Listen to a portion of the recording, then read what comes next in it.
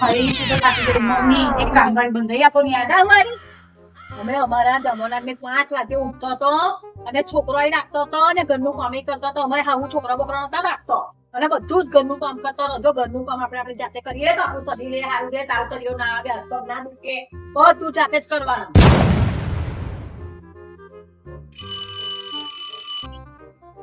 Hello હા બેટા કેમ રડે છે તું? કામવાળી ત્યાં સસુએ ખોડાઈ દીધી એવું? તો તું બધું કેમનું કરીશ? છોકરો તો તઈ આવું રાખતી નહીં કે છોકરો રાખવાનો, ઘરનું કામ કરવાનું કઈ રીતે કરીશ બેટા તું? રડતી ના. આ સેજાનો ફોન આવ્યો તો તાર સસુ પર. હારું ચાલ હું એને કહું છું, બરોબર કહું છું. ચાલ જા અહીંયા જોઈ.